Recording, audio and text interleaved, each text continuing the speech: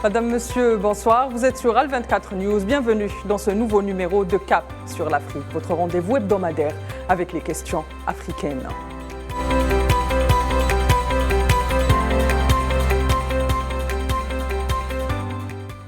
Si le débat sur les maux engendrés par la colonisation se veut aujourd'hui décomplexé, beaucoup de questions restent en suspens, notamment la question de la restitution du patrimoine africain datant de la période précoloniale. Ces collections font aujourd'hui la fierté des grands musées en Occident, du British Museum à Londres, au Métropolitain de New York, en passant par le musée ethnologique de Berlin à celui du quai Branly Jacques Chirac à Paris, à Vienne, à Bruxelles, dans la plupart des grandes villes occidentales. Un musée, une collection venant d'Afrique. On peut presque parler aujourd'hui de géographie du patrimoine africain dans les musées occidentaux. Ces collections n'ont pourtant pas été achetées. Elles ont été accaparées durant la période coloniale. Et les voix africaines s'élèvent de plus en plus pour leur restitution. Mais cela semble un combat ardu pour les Africains. Pour en parler, j'aurai le plaisir d'être accompagné ce soir de Gamel Abina, observateur des questions internationales. Bonsoir Gamel. Bonsoir et merci pour l'invitation. Merci d'avoir accepté notre invitation. Et d'Éric Jean-Paul Yombé, spécialiste de l'Afrique francophone. Il est notamment auteur de plusieurs ouvrages, dont le dernier, Le poids colonial de la France. Bonsoir Éric. Bonsoir à Gamal, bonsoir à vous, bonsoir également à vos téléspectatrices et à vos téléspectateurs. Merci d'avoir accepté notre invitation et sans plus attendre, on entame cette émission. Et je commence avec vous Gamel. Alors Gamel, dès le lendemain des indépendances, des voix africaines ou les jeunes États africains se sont rapidement mobilisés pour récupérer ou pour la restitution de leur patrimoine. D'ailleurs, même les Nations Unies les ont soutenus dans cette initiative. Quels ont été les arguments qui ont été opposés par l'Occident pour éviter le retour rapide de ce patrimoine ? Déjà, la première question qui se pose, c'est de savoir est-ce qu'ils reconnaissent le caractère patrimonial, l'appartenance de ces biens aux pays qui ont été spoliés et pillés, parce que c'est bien de ça dont il s'agit. Eh bien, la plupart des pays occidentaux les refusent pour deux raisons. D'abord, parce que c'est un rapport financier, ça coûte beaucoup d'argent, ça leur rapporte de l'argent et ce ne serait pas intéressant pour eux de restituer. Et puis, le second aspect qui n'est pas anodin, c'est le fait qu'évidemment, ils ne reconnaissent pas le caractère africain de ces œuvres, mais ils parlent dans leur loi du caractère inaliénable de ces œuvres. C'est-à-dire que ça appartient aux musées nationaux et ça ne doit surtout pas être confisqué. Alors évidemment, ces questions-là peuvent être largement discutées puisque c'est de l'organisation littéralement d'une prédation de la culture africaine sur 2 siècles quand même, c'est pas rien. Et il se trouve qu'aujourd'hui, ces musées ont du mal à accepter l'idée de les rendre. Pourquoi ? Parce que c'est de l'argent qu'ils risquent de perdre, parce que c'est le prestige de la colonisation qui va en prendre un coup et surtout c'est parce que c'est l'idée de se dire qu'on va reconnaître le caractère africain et donc le vol de ces œuvres. Est-ce que justement le fait qu'ils refusent, c'est aussi le fait qu'ils refusent de le restituer, c'est aussi un refus de reconnaître que la mission civilisatrice au nom de laquelle a été menée la colonisation a été un argument pernicieux finalement, comme la fiole, on peut le dire, de Colin Powell pour l'invasion de l'Irak. Vous savez, quand vous allez voler quelqu'un, vous n'allez pas dire que vous venez voler. Hein. Ils ont été beaucoup plus malins que ça. Ils ont parlé du caractère civilisationnel. On rappelle tout de même que les œuvres africaines veulent dire qu'il y avait une civilisation africaine, ce que l'Occident a voulu masquer. C'était très habile de leur part parce qu'ils ont réduit les Africains à l'état quasiment d'infra-humains, de sous-hommes. Et une façon de dire, puisque ce sont des sous-hommes, on peut tout leur faire. On peut les réduire à l'esclavage, on peut les assassiner, les violer, les piller. Et surtout, on peut leur prendre ce qui leur appartient. Donc la négation de l'humanité a permis à autoriser cela. Et puis par la suite, pour maintenir leur prédation sur le territoire, ils ont parlé du caractère donc civilisationnel, donc ils étaient là pour civiliser, pour éduquer, pour rendre humains ces infra-humains. Et ces 2 éléments ont permis de justifier toutes sortes de crimes, de spoliation, de viols, et de massacres et de destruction. Ça, c'est des méthodes effectivement malhabiles, mais qui étaient utilisées par l'Occident pour justifier d'un acte bassement barbare et simplement de vol à grande échelle. Éric, à votre avis, la complication de ces procédures, est-ce qu'on peut dire aujourd'hui que c'est l'expansion du néocolonialisme que subit l'Afrique ? Alors déjà, par rapport à la question que vous avez posée précédemment, je prendrai un exemple assez précis, puisque votre émission a un caractère pédagogique. En 1892, lorsque le palais d'Abomey du roi Béhanzin a été attaqué par les forces françaises, il y a des objets qui ont été volés, récupérés personnellement par le général Dodds. Et parmi ces objets, il y a notamment le siège sur lequel fut intronisé le roi Béhanzin, comme 11 rois avant lui. Alors, ces objets ont été récupérés personnellement par le général Dodds, qui les a remis autour de 1935 au musée d'ethnologie de France. C'était un homme, un militaire au nom de la France qui avait agi ainsi. Il faut bien comprendre que dans la logique de récupérer tous ces objets d'art, il y a une volonté d'infériorisation de l'Africain. Il y a bien entendu aussi une volonté d'organiser l'oubli. Parce qu'en volant ces objets qui sont en réalité l'expression de la grandeur, l'expression, n'est-ce pas, d'un savoir-faire en termes culturels, il y a une volonté d'occulter tous ces éléments qui montrent pourtant que l'Afrique fut grande. Donc, bien entendu, nous sommes dans une logique de poursuite de cette colonisation qu'on appelle aujourd'hui néocolonisation, parce qu'on a envie de maintenir l'Africain à travers ces objets d'art dans une perspective d'oubli. On a envie de lui montrer qu'il n'a pas de valeur ajoutée, ou alors il ne peut pas apporter quelque chose dans la construction de l'humanité. Que non. Donc, il nous appartient aujourd'hui. Oui, allez-y. Est-ce que vous venez de dire qu'il y a une organisation de l'oubli de la culture africaine? Est-ce qu'on peut dire qu'il y a aussi une organisation de la déconstruction de l'identité ou de l'effacement de l'identité africaine, de son origine? Bien entendu que ça va de pair. Oui, Gamel l'a dit tantôt, on était dans une perspective avec la deuxième vague de colonisation qui a eu lieu en Afrique au 19e siècle, dans une logique où il fallait apporter la civilisation. Lorsque vous êtes dans une perspective d'apporter la civilisation, vous estimez que les autres sont dans l'obscurité, que les autres sont dans le néant, que les autres sont quasiment des sous-hommes, et il faut leur apporter, n'est-ce pas, l'humanité, parce qu'eux-mêmes, ils ne sont que des sous-hommes. Donc, évidemment, il y avait une volonté, et qui persiste toujours d'ailleurs, de dire, mais ces Africains, ils n'ont pas apporté grand-chose à l'humanité. Et je vais vous dire quelque chose. On a assisté l'année dernière à la restitution de 26 objets d'art de la France au Bénin. Ces objets étaient pour la plupart exposés au musée du Quai Branly.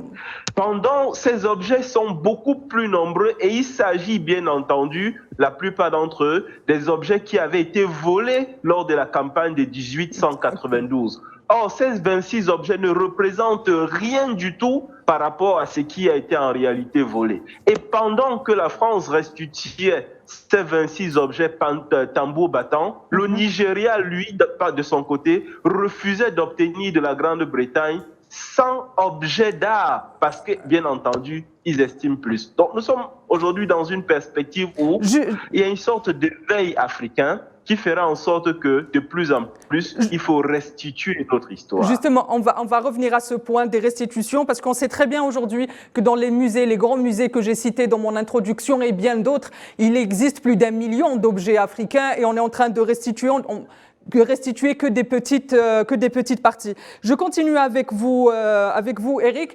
Ces acquisitions, ou bien vous venez de le dire, c'est de l'accaparement. Mais pourquoi est-ce qu'aujourd'hui, en Occident, on ne considère pas ces accaparements illégaux finalement? Tout simplement parce que c'est une véritable boîte de Pandore. Le fait qu'à grande échelle, ces objets soient restitués, ça signifierait en réalité que nous sommes dans une perspective où la mission civilisatrice telle qu'annoncée par la France plus précisément, n'était pas en réalité une mission civilisatrice. C'était une campagne de prédation qui visait, n'est-ce pas, à détruire, à rendre néant l'être africain afin de s'accaparer, n'est-ce pas, de ses biens. L'autre logique en réalité qui sous-tend cette volonté de ne pas aujourd'hui restituer massivement, grandement ces objets, c'est bien entendu la question économique. Ces objets coûtent cher, ils sont rares, la fréquentation des musées fait en sorte que le musée du Quai Branly, en ce qui le concerne, puisse bien entendu faire des entrées. Et il y a un autre aspect. Aujourd'hui, est-ce que la massification de cette restitution ne pourrait pas ouvrir à des procès? Parce qu'il y a eu des tueries, parce qu'il y a eu des meurtres, parce que des personnes ont été tuées. Est-ce qu'on ne peut pas ouvrir ce passé de telle sorte que les responsabilités soient établies? Parce qu'il faut bien dire que les militaires dont nous parlons étaient sous le label de la République française en ce qui les concerne. Est-ce que la France aujourd'hui, par ses envoyés militaires, ne peuvent pas être l'objet des procès? Donc, tous ces éléments montrent qu'il y a une certaine réticence à vouloir organiser massivement, de manière plus audible, ces campagnes de restitution. Très bien, merci Eric. Je passe à vous, Gamel. Vous avez commencé à en parler tout à l'heure et même Eric en a parlé. Quel est le rôle finalement des musées dans cette restitution ou dans le maintien de cet accaparement ? Vous savez, je vais vous parler de quelques chiffres qui vont vous exprimer un peu le propos. D'abord, et c'est bien qu'Éric nous ait parlé de Béhanzin. Donc, c'est un roi qui a été évidemment agressé par la colonisation et à qui on a volé des objets. Donc, c'est un peu une sorte de pillage qui correspond un peu à ce qui était fait à l'époque en Chine, dans la cité interdite. Donc, on a pillé quoi? On a pillé des œuvres qui n'étaient pas seulement des œuvres d'art faites dans du bois. C'est souvent l'idée qu'on a un petit peu facile de parler d'œuvres faites dans de l'ivoire, par exemple. C'était des bronzes. Ce qui démontre deux choses. D'abord que la civilisation était ancienne et surtout qu'ils maîtrisaient la métallurgie. Donc ça prouve qu'il y avait une vraie civilisation. On peut dire la même chose de l'empire Ashanti du Ghana qui se retrouve aujourd'hui au musée de Londres. Absolument. Et la deuxième chose, c'est que 85 à 90% de la civilisation, on parle bien de civilisation africaine, a été pillée. Donc, par exemple, pour la France, il y a 70 000 œuvres qui sont dans les musées, et le reste, on estime que c'est entre 5 et 10 000 qui sont dans les collections privées. C'est vous dire à quel point le niveau de pillage qui a été exercé. Alors, pourquoi est-ce qu'ils ne veulent pas les rendre? C'est pour les questions économiques, on l'a bien compris. Ils ne veulent pas reconnaître que c'est un vol, parce qu'on parle de vol. Et plus récemment, d'ailleurs, on se souvient, par exemple, en Irak, quand les États-Unis vont envahir le territoire et le détruire en 2003, ils ne s'empêchent pas de non seulement détruire le territoire, mais de piller le territoire. Et récemment, les États-Unis ont accepté de restituer 17 000 œuvres irakiennes au pouvoir irakien, à l'État irakien. Eh bien, en Afrique, c'est pire. Ça a duré presque 200 ans, 150 ans, et au cours desquels ils ont effectivement massacré les populations pour obtenir ces œuvres, au cours desquels ils ont effacé l'histoire africaine, parce que c'est une façon d'effacer, et au cours de laquelle ils se sont largement enrichis. On se souvient des Aztèques, avec l'or des Aztèques qui a été détruit, refondu et changé en monnaie pour lever des armées pour attaquer l'Afrique. Et bien tout ça pour dire simplement qu'aujourd'hui, la question de ces musées, c'est une question économique. Ils ne veulent pas les rendre parce que d'abord, ça les incrimine, ensuite, ça ouvre peut-être le droit à des réparations, et surtout, ils considèrent avec beaucoup de mépris et une posture très néocolonialiste que les Africains ne sont pas en mesure de les recevoir dans les conditions acceptables. Sachant, il ne faut pas l'oublier, que ces œuvres étaient en Afrique et que, étrangement, au moment où les pillaient, elles étaient bien installées en Afrique et pas dégradées. Donc c'est une question vraiment très méprisante. On est encore dans ce discours néocolonial qui consiste à dire les Africains ne sont pas assez sérieux, pas assez structurés, incapables de bien entretenir leur propre patrimoine, ce qui est quand même assez gravissime en termes de perspective. Justement, vous venez de toucher un point important, la polémique qui est autour de ces restitutions. Pourquoi est-ce que ça fait autant polémique? Il y a eu beaucoup d'articles qui sont parus, il y a eu une mobilisation des conservateurs, des musées pour empêcher justement ces œuvres de revenir en Afrique. Pourquoi, Gamel? Alors, il y en a qui est très en poste actuellement dans un musée, qui a un discours qui s'apparente largement à Bernard Lugan, donc des révisionnistes, qui vous expliquent que les Français ont sauvé les œuvres africaines des Africains. On est vraiment sur ce discours-là et qui explique qu'il y a un caractère inaliénable. On ne doit pas ouvrir la boîte de Pandore. Il reproche à Emmanuel Macron en 2017 d'avoir dit qu'il fallait rendre les œuvres d'art, et Macron avait raison à ce moment-là, on peut que l'en féliciter, mais la restitution est marginale, 26 à 27 œuvres au Bénin, pas plus dans le reste de l'Afrique. Je prends un exemple, puisque je suis algérien, concernant l'Algérie, par exemple, les fameux canons qui ornent le fameux musée des armées, les canons algériens ne seront jamais rendus, ils ne veulent pas les rendre. Et j'ai été visiter le musée du Quai Branly, qui est un magnifique musée voulu par Jacques Chirac, musée au départ qu'on appelait des arts premiers, pour éviter les arts primitifs, parce que c'était là aussi très condescendant. Et ben, ce musée des arts premiers, donc ça veut dire les premiers artistes, c'est ça que ça doit dire, recèle des trésors de créativité qui font que, par exemple, là on voit quelques œuvres devant nous, on voit des œuvres qui ont inspiré la plupart des artistes contemporains et surtout les artistes de l'art moderne particulièrement. On reconnaît beaucoup d'œuvres qui ont influencé les Picasso et autres artistes modernes, qui font qu'aujourd'hui on se rend bien compte que l'Afrique était précurseur dans l'art. Parce que cette volonté de ne pas forcément donner un caractère figuratif extrême à leurs œuvres, c'est pas parce qu'ils ne maîtrisaient pas la peinture ou la sculpture, c'est parce qu'ils avaient des intentions, comme on l'a vu en Égypte, de faire en sorte que ces œuvres ne soient pas une représentation parfaite et exacte de l'homme. Donc ça donnait un caractère beaucoup plus artistique, beaucoup plus avant-gardiste que ce qu'on voit aujourd'hui et ce qu'on a du mal à rattraper en Occident en vérité. Merci Gamel. Eric, l'intronisation du roi Charles III, nouveau roi d'Angleterre, a soulevé bon nombre de questions, notamment il n'y a pas que le patrimoine africain qui est accaparé, on peut aussi parler des joyaux de la couronne. Est-ce qu'aujourd'hui le dossier des joyaux de la couronne, il y a eu d'ailleurs le sceptre du roi Charles avec le diamant, le Stars of Africa, qui a posé polémique en Afrique du Sud. Des voix sud-africaines s'élèvent pour que ce joyau revienne dans sa terre natale. Est-ce que tous les dossiers sont les mêmes? Et pourquoi est-ce qu'aujourd'hui on refuse d'avoir une vision globale sur l'ensemble de ces accaparements qui ont été faits durant cette période? Oui, avant de répondre à votre question, je dirais ceci. Beaucoup des objets d'art africains qui ont été volés sont, entre guillemets, des objets mystiques. Mystiques au sens où ça permettait pour beaucoup d'entre eux une connexion entre les vivants et les divinités. À partir du moment où ces objets sont volés, on déconnecte l'Africain des divinités. Je vais même aller plus loin en vous disant ceci. Lorsque le roi Béhanzin est devenu roi, les devins ont bien précisé qu'il aurait le règne le plus court de l'histoire du royaume d'Abomey. Et ça s'est bien entendu vérifié. Donc à partir du moment où on vous vole ce qui est de vous, on vous enlève quelque chose, on vous enlève une part de vous. Et la restitution aujourd'hui de ces objets, particulièrement ceux de les diamants dont vous faisiez allusion tout à l'heure, ça ne peut pas faire un large débat venant de l'Occident, parce que nous sommes dans une perspective où ils n'accepteraient pas qu'ils ont volé. Ils n'accepteraient pas qu'en réalité, la mission civilisatrice dont ils parlaient sous la férule de Jules Ferry, entre autres, en réalité, c'était une véritable campagne de prédation. Donc c'était un discours venant de la France officielle notamment, qui ne peut pas faire florès. Mais j'ai foi en la société civile africaine, notamment, pour que de plus en plus ce discours soit porté, afin que les Africains puissent bénéficier. Justement, vous parlez de la société civile africaine. À votre avis, quelles sont les démarches les plus importantes menées par la société civile africaine? Je ne parle pas des anciennes, parce que cette question n'est pas contemporaine à l'Afrique. Au lendemain de l'indépendance, elle a été posée clairement comme étant un élément pour compléter l'indépendance des États africains. Mais aujourd'hui, quelles sont les démarches, à votre avis, les plus importantes qui sont menées ici en Afrique? Alors, nous voyons de plus en plus les associations se mobiliser, être dans la sensibilisation, afin que des voix soient portées très haut en ce qui concerne la restitution de ces objets. Vous avez vu l'effervescence qui a été créée, bien entendu, autour de ces 26 objets restitués au Bénin. On estime que c'est peu, c'est déjà quelque chose, mais c'est extrêmement peu par rapport à ce qui a été volé. Donc, vous savez, quand on parle de société civile, on est également obligé de faire allusion aux difficultés, aux obstacles que celle-ci rencontre en Afrique, dans le cadre, n'est-ce pas, de son expression, dans le cadre de son faire-valoir, dans le cadre, n'est-ce pas, de des éléments, de la force qu'elle a au sein de la société. Avec les petits moyens qu'elle dispose, elle réussit à se faire entendre, et de plus en plus, les Africains sont conscientisés au sujet, n'est-ce pas, de ces problématiques qui les concernent et qui les impactent au premier chef, étant donné que ça concerne leur histoire et leur antériorité.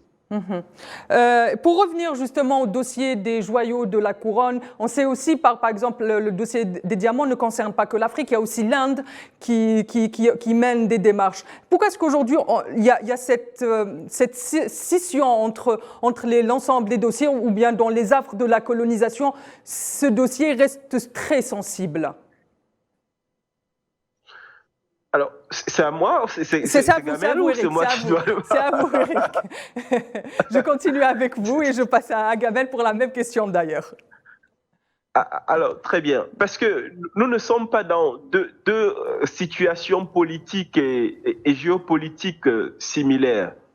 Vous avez, n'est-ce pas, d'un côté un pays comme l'Inde qui s'affirme, qui a une certaine puissance sur la scène internationale et qui a des moyens de revendication, des moyens d'audition, une influence qui est beaucoup plus grande. Tandis que les pays africains ont une influence moindre. Mais je pense qu'il y a certainement des mécanismes souterrains qui visent à faire en sorte que l'Inde, en ce qui concerne ce pays, ne puisse pas porter très haut ses revendications, étant donné qu'il a des moyens de résonance qui fera en sorte que ces pays dits développés, comme la Grande-Bretagne et la France, puissent être inquiétés par rapport à ces différentes questions. Donc moi, je pense qu'il y a des négociations souterraines qui feraient en sorte que c'est difficile pour ce pays qu'est l'Inde de porter ce débat, vu qu'il y a des intérêts qui s'entremêlent. C'est un pays comme la Grande-Bretagne, très, très ancré dans la mondialisation. Et quand on dit mondialisation, on voit bien entendu des intérêts qui sont croisés. Gamel, je vous pose la même question. Est-ce qu'aujourd'hui, il peut y avoir une union des anciennes colonies pour poser ce dossier chez les instances internationales, dans les grands débats internationaux, au même titre que l'ensemble des affres de la colonisation? Si ça doit intervenir, ce sera dans le cadre des BRICS, parce qu'ils vont élargir les membres, et donc les rapports de force, c'est une question de rapport de force politique, permettront peut-être d'obtenir plus. Je vais donner quelques exemples très concrets. Lorsqu'à la fin de la Seconde Guerre mondiale, les Occidentaux, et particulièrement les Américains, organisent un groupe de récupération des œuvres d'art qui ont été soit achetées ou volées par les nazis, ils le font parce qu'ils considèrent qu'il y a spoliation. À ce moment-là, personne ne se pose la question de savoir si c'est bien ou pas bien. Là, pour l'Occident, par rapport à l'Afrique, l'Asie et l'Amérique du Sud, n'oublions jamais que ces trois continents ont été pillés, la question ne se pose pas parce qu'ils pensent que le temps leur donne raison, parce que le temps est long et parce qu'ils disent on a volé ça il y a très longtemps, donc il y a prescription. Mais ce n'est pas la question qui se pose.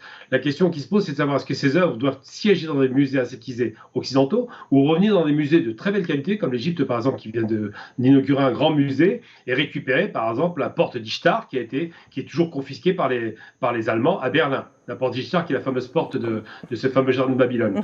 Et bien tout ça pour dire que ces musées ne veulent pas lâcher ce genre d'œuvres parce qu'elles sont majeures pour elles. Je viens de voir des images par exemple du musée de Picasso, on voit des œuvres africaines qui trônent en bonne place avec des œuvres de Picasso quasiment, puisque ça se ressemble, parce qu'il était inspiré par cela. Alors pourquoi est-ce que les rapports de force ne sont pas encore coordonnés? Parce qu'effectivement, il faut un groupe d'action coordonné qui se met d'accord sur le principe de restitution obligatoire avec rapport de force et sanctions économiques. C'est là où on en est aujourd'hui. Et ce n'est pas le cas parce que les Africains, il faut qu'il y en ait un peu en rang dispersé. L'Amérique du Sud n'est pas encore à ce niveau de réflexion, surtout que la plupart des œuvres ont été détruites, fondues lors des Aztèques ont été fondues. L'Asie, par contre, a eu un rapport de force très favorable. On voit que la Chine, par exemple, a obtenu, avec vraiment une opération de pression diplomatique comme rarement on l'a vu, il y a une quinzaine d'années, ils ont récupéré ces fameux statuts des cités interdites qui ont été volés à Pékin. Et bien ces rapports-là vont s'installer avec, je pense, les BRICS, et à ce moment-là, les petits pays comme le Bénin, qui a bien joué sa partition, pourront récupérer non pas 26 ou 27 œuvres, ce qui est quand même marginal, mais 70 000, c'est ça le chiffre réel de la France. Et dans l'Occident global, en gros, c'est à peu près, on estime entre 1 et 2 millions d'œuvres qui ont été volées. Et bien ces œuvres d'art, qu'elles aient la forme de statuettes, de musées, de tablettes, doivent être restituées à leur pays légitime d'origine, parce que c'est une réparation minimum pour récupérer son histoire réelle. Et ça a été dit tout à l'heure par Eric, effectivement, ces œuvres ont une dimension aussi religieuse, ce n'est pas anodin, historique, culturel. Tout cela doit être restitué impérativement pour que les peuples africains, asiatiques et évidemment sud-américains récupèrent leur passif. Très bien, merci Gamel. Eric doit nous quitter quelques minutes avant la fin de cette émission. Eric, merci d'avoir accepté notre invitation et merci pour la pertinence de vos réponses. Un dernier mot peut-être ? Je souhaite tout simplement que les Africains se mobilisent pour récupérer ce qui leur revient afin de fabriquer une Afrique qui comprend bien entendu notre histoire, notre antériorité et bien entendu notre force. Très bien, merci Eric et j'espère que votre vœu se réalisera. Je continue une dernière question, Gamel, avant de clore ce débat. À la lumière des détails et des éclairages que vous avez apportés avec Eric, est-ce qu'on peut dire aujourd'hui que la restitution est un enjeu géopolitique finalement? Tout à fait, c'est un enjeu d'abord évidemment mémoriel, c'est un enjeu historique. C'est un enjeu de reconnaissance de crime et de vol, puisqu'il faut rappeler que c'est un vol, c'est pas autre chose. Faut pas appeler les choses autrement. Quand on parle du caractère inaliénable du voleur, c'est pas un caractère inaliénable, on ne peut pas l'accepter.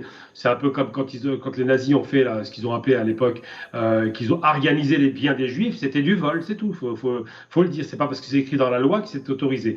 Et oui, c'est un enjeu géopolitique, politique, culturel, historique, et surtout c'est un enjeu effectivement de rapport de force qui s'installe. Les pays du Sud émergent, on le voit bien, ils ont des forces qui commencent à se constituer. Il y a des grands ensembles qui se constituent politiquement, économiquement, et ces pays doivent réclamer, si ce n'est par des sanctions économiques, il ne faut pas hésiter à aller jusqu'aux sanctions, la restitution de leurs œuvres. L'Irak en a été récemment victime, il se trouve que les Américains commencent à reculer, mais les rapports de force ne se font pas par la gentillesse, je suis petit, tu es fort, et on va l'emporter. C'est toujours un rapport de force équilibré qui doit s'installer. Justement, en parlant de rapport de force, l'argument principal des opposants à la restitution est le fait que les pays africains ne pourront pas garantir la conservation de ces œuvres d'art dans des conditions optimales. Au pire encore, les questions sécuritaires. Qu'est-ce que vous en pensez, Jamel ? Simplement, c'est que d'abord, on voit bien que l'Irak ou l'Égypte, par exemple, avaient parfaitement entretenu leurs œuvres sans avoir besoin du colon. Hein. Le maître blanc, ça va 5 minutes, c'est des discours très condescendants, et que les Africains sont très intelligents, il n'y a aucun problème, ont des compétences largement étendues, et sont parfaitement en mesure de préserver ce qu'ils avaient déjà préservé quand ils étaient propriétaires de ces œuvres. C'est quand même des œuvres qui ont des centaines d'années ou des millénaires. Hein. Donc c'est quand même très condescendant de la part de l'Occident d'oser cet argument qui est parfaitement ridicule. L'herbe a repoussé depuis le massacre des Occidentaux et depuis la colonisation. Aujourd'hui, l'Afrique sait se prendre en main et le fait très bien. Très bien, merci Gamel. C'est la fin du temps qui nous est imparti. Merci Gamel de nous avoir accompagnés tout au long. Madame, Monsieur, c'est la fin de ce Cap sur l'Afrique. Je vous donnerai rendez-vous la semaine prochaine pour un nouveau numéro et une nouvelle question africaine. Excellente soirée à tous. D'ici là, prenez soin de vous.